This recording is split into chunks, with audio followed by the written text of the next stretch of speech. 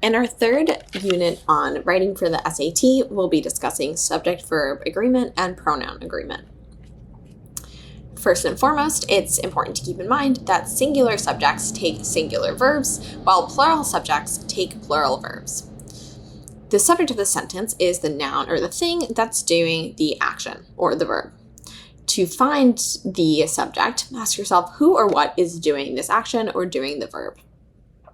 Number 1, a recently published study revealed that bees first fixates on a particular flower and then on its pollen, thus the color of the flower may be essential to attracting a bee rather than the scent of the pollen. We know that the verb is fixates, so who or what is doing that? Here the subject is bees. Bees is plural, and so we need to use the appropriate plural form of the verb. The correct answer choice here is C. Number 2. Recently, the Democratic Organizing Committee visited 5 states that was thought to be promising campaign opportunities. The party considered states like Georgia, Texas, and North Carolina as potential winning opportunities. For this example, we know that the subject is the 5 states. Therefore, we should be using a plural verb. We'll change that to were.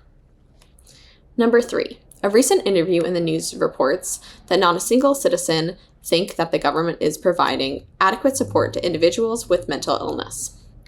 The subject, citizen, is singular, so we need to follow that with a singular verb. We'll choose C, thinks. Number 4. Set in the 19th century, the Brothers Karamazov are a novel about religion, modernization, politics, and free will. The name of the novel here is the subject of the sentence. That is singular, therefore the verb to be should also be singular. We should replace are with is. To help us identify the subject of the sentence, it's useful to keep in mind that the subject is never found in a prepositional phrase. So what is a prepositional phrase? That is a preposition plus a noun or a pronoun plus a describing phrase. Prepositions are words like on, at, of, in, from, for, by, with, and other direction and position words. So we might think of preposition blank the log, on the log, or anywhere a mouse can go. Of is the most common preposition we'll see in these examples. Number 5, only one of my friends noticed when I got my hair cut. So we can note here that we have the preposition of followed by my friends. So friends is not the subject of the sentence. One is. Therefore, that's a singular subject. We need to use a singular verb. We don't need to make any changes to keep that match. Number 6, each fly placed in the control group are at risk of sudden death due to air pollution. Here, each fly is the subject, which is singular. Therefore, we need a singular verb. Number 7. Although everyone on the field trip were waiting to ride the roller coasters, Sebastian preferred to play the arcade games and eat funnel cakes. So here the subject is everyone, which is singular. Therefore, we need to also use a singular verb. We should change that to was waiting. The whole verb phrase, not just the main verb, must agree with the subject. So we might see a list of actions that are being undertaken by the subject. All of those verbs need to be in agreement and be in the same tense. So for example, I saw my neighbor parking his car, picking up his groceries, and walking into his apartment. These verbs all agree with the subject, my neighbor. Number 8, I could wander into the bookstore on any day and someone would stop reading a book or drinking a coffee and waves and smile at me in my direction. The entire verb phrase here includes the verbs stop, wave, and smile. Therefore, those all need to agree with the subject, someone. We should replace those with wave and smile. Next, we'll be moving on to pronouns. A pronoun is a word that replaces a noun. So for example, she, he, they, or it. And the word that it's replacing is referred to as the antecedent. What's really important to keep in mind here is that a pronoun must have a clear antecedent. It can't be ambiguous what the pronoun is referring to. And to find the antecedent, replace the pronoun with what, who, or whose. Ask yourself what that pronoun is referring to and go back and make sure that's made clear in the sentence. Number 9. Both the small lion and the large lion ran through the grassland, but it did not manage to capture the evasive zebras. So here, what did not manage to capture the evasive zebras? Because we introduced both a small lion and a large lion, it's not clear what it is referring to. Therefore, we need to be more specific with our antecedent. We should replace D with the large lion. Number 10. Both you and I lifted weights together, but the more agile one managed to secure a spot on the varsity team.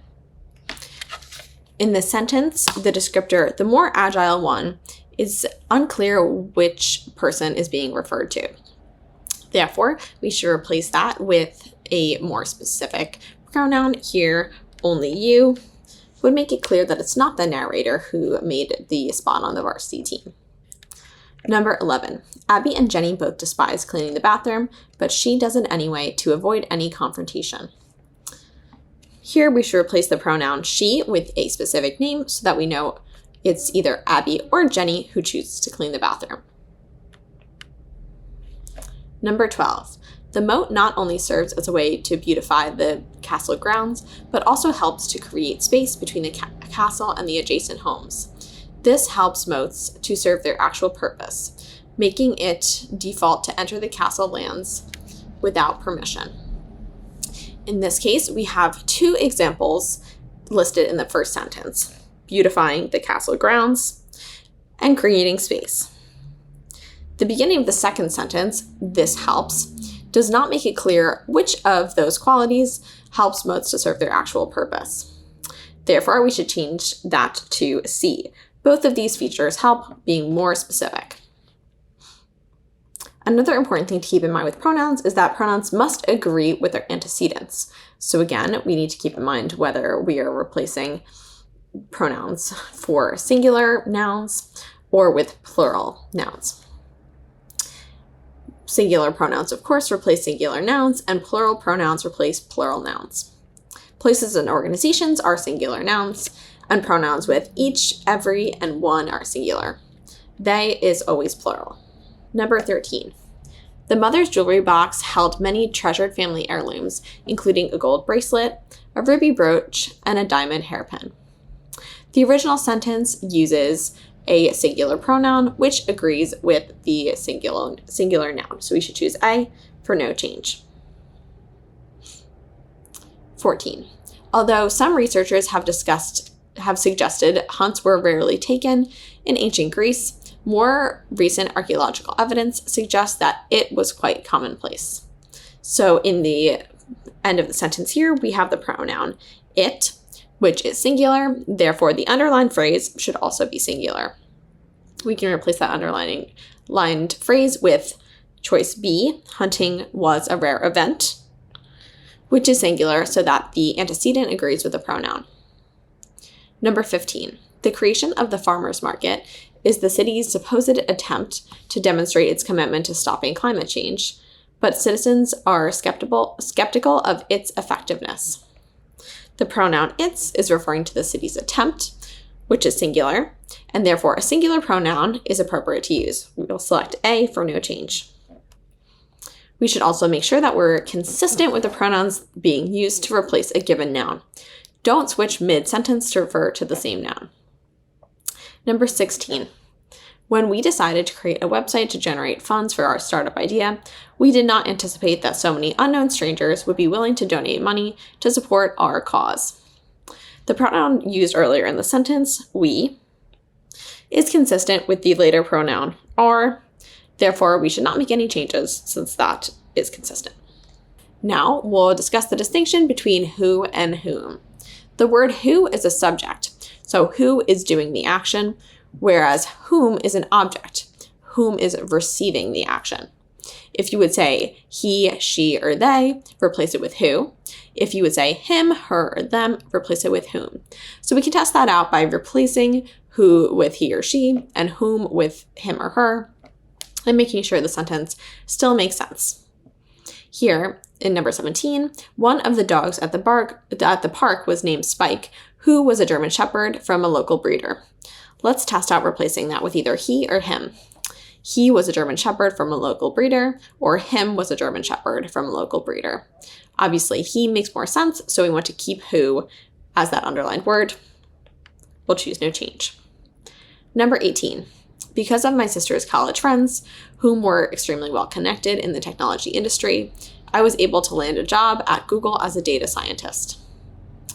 What would we replace that underlined word with? Would we say them or they? They were extremely well connected, makes more sense.